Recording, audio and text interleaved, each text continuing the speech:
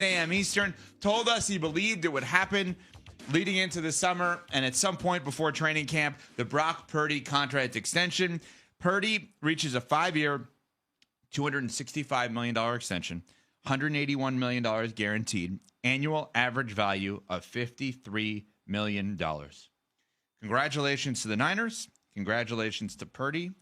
And dare I say, ladies and gentlemen, Brock Purdy, if you had to categorize underpaid or overpaid relative to his peers at his position, is closer to underpaid than overpaid. I don't believe that's a hot take. I may get my head ripped off for it, but this was a great deal in my mind for the San Francisco 49ers. Tua makes more than him. Trevor Lawrence makes more than him. Dak makes a lot more than him. He is proven, he is young, and he has weapons for all of those that say he can't do it without weapons. Good, because they're there. I think it's a great deal for the Niners. Yeah, I thought it was a good deal for both sides. Brock Purdy goes from making under $900,000 a year as Mr. Irrelevant to the highest paid player in 49ers franchise history.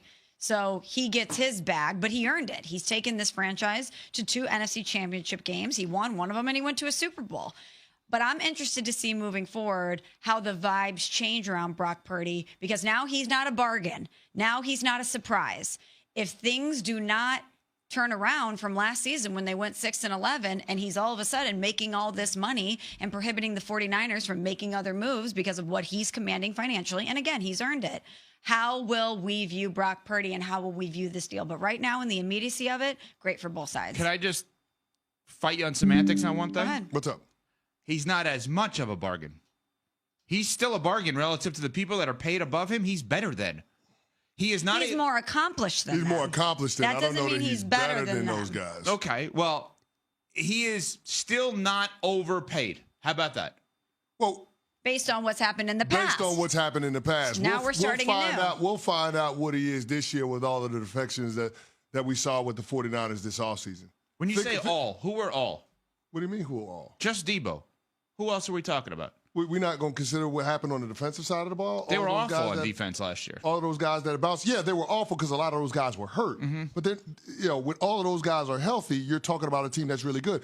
They were awful on defense last year. Conversely, the team was awful. But when that team has been good, when they've gotten to the championship rounds, that defense has been really, really good. Agreed. All you got to look at is the defensive coordinators, all the guys that got head coaching jobs. Rob Saleh got a head coaching job for them because he was the DC. D'Amico Ryan's got a head coaching job because he was the DC. That defense has, in a lot of ways, been the bus driver for the championship runs that the 49ers have been on. Agreed. Yet they haven't been able to win the championship. So this is a hell of a contract to dole out to a quarterback that has won you absolutely nothing. Kind of like the ones above him. Right? I mean, it's really remarkable because if you look at the guys above him, Dak is at 60. Yep. I'm talking about annual average value of contracts. Yeah. Dak's at 60. Yep. I think all of us believe Dak's really good. Yeah. But he's done less in terms of winning than Purdy. Yep. Joe Burrow's at 55. Yep. Now, it's interesting. Is Joe Burrow awesome? Yes. It's interesting that we only apply the Brock Purdy's only good when the weapons are healthy thing to Purdy and not to Burrow, who's never played with bad players in his life on offense. Yeah, but the Cincinnati Bengals didn't win a playoff game in 3 decades, and Joe Burrow took them to the Super Bowl in year 2. When he had no protection. Yeah. And conversely, the San Francisco 49ers went to the Super Bowl a few years before Brock Purdy got there with Jimmy Garoppolo. Right. Josh Allen at 55, leave him to the side. Yeah. He's MVP. He's amazing. Unbelievable. I mean, your guy, Jordan Love. Yeah. He's had less individual and team success than Brock Purdy, and he makes more than Brock Purdy. And I don't blame your team for doing it, Smalls. I think they had to do it. They have to continue what they've done, which is Favre, Rodgers, Love. But, I mean, I think you could even admit, less individual success, less team success, and $2 million more a year. Yes, less individual success, less team success. He's also been injured. Now, I'm not going to excuse the inconsistencies and especially the turnovers that we've seen persist. But I think for the Packers, they're looking at this young core that they have, and Jordan Love's part of that. He's 26 years old. He's taken the team to the playoffs twice since he's been a starter. And you see the raw talent and what he can be. For them to get that deal done at that time is a smart move for them. Agreed, but it's still more than Purdy, right? Then you keep going down the list. Trevor Lawrence at 55. I am egg on my face like crazy on Trevor Lawrence. I thought he was a mega star. Trevor Lawrence has done nothing. He had me hook, line, and sinker. He's done nothing. I mean, in comparison, we're talking about individual and team success as it compares to Purdy. He went to Jacksonville. Jacksonville was awful. Trash bags. They were terrible. Would Jacksonville take Lawrence? Okay, let's do it this way. Empty roster. Lawrence at 55 or Purdy at 53? What's a better deal? We're starting an expansion team. I don't know the answer to that. Like, if I'm starting an expansion team, I want the quarterback that has more dominant traits. Yeah, I would still go. I would still go with Trevor Lawrence. Okay. Yes. But the thing with Trevor Lawrence is, yes, he went to Jacksonville, and yes, the Urban Meyer situation was an absolute disaster, and I'm not going to fault him for that. But C.J. Stroud went to Houston, where a pastor was running the team. It was the biggest hot mess maybe in sports. Jayden Daniels went to Washington. Again, I know new regime had come in at that time, but he started things off with them. They won 4 games a year prior. Jared Goff with the Lions. Jared Goff with the Lions. Like, I don't give Trevor Lawrence a pass because he went to Jacksonville. I'm not giving him a pass, but I'm also not going to sit here and say that Brock Purdy would have been more successful than Trevor Lawrence if he went to Jacksonville. Fair. You know, Brock Purdy has been in a pretty good incubator with the San Francisco 49ers. He sure has. Yeah.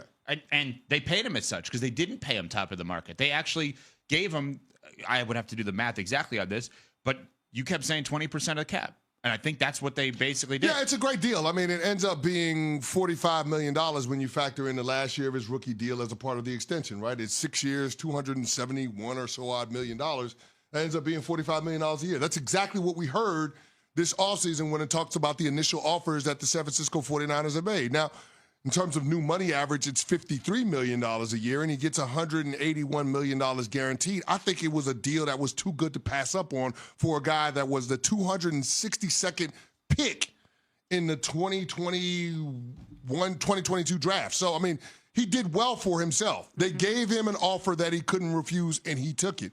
But we're going to find out whether or not it ends up being a, quote, good deal for the San Francisco 49ers moving forward, because that contract now keeps you from spending top-of-the-market money on other position players that have been integral to the 49ers' success over the last half-decade. We are on Sportsman here on ESPN Radio, ESPN2. We are presented by Progressive Insurance. There's one more guy that makes more per year. Pretty sure the Dolphins would be comfortable reducing their cap number to get to Purdy over Tua. Tua's at 53.1. Purdy's at 53 per year. It's so beyond fair. And Goff is at 53. That's an interesting one. Would the Lions flip them out? Because they're basically similar players, and Purdy's much younger. One was taken with the number 1 pick in the draft, and the other one with the last pick in the draft. But every time, whether it's Trevor Lawrence or Goff or Jordan Love, every time we entertain the debate of the either-or, it proves that it's a good deal. But I guess when you're trying to put those two in the same bucket, here's what I would say about those quarterbacks. They're both guys that you can win with, but they're also both guys that you feel that you can do better than. With Purdy and Goff, you're saying? Yes. Okay, but you may be right, but I would say that not all of the players above those two you can win with, because there's been no proof of winning, right? Josh Allen has had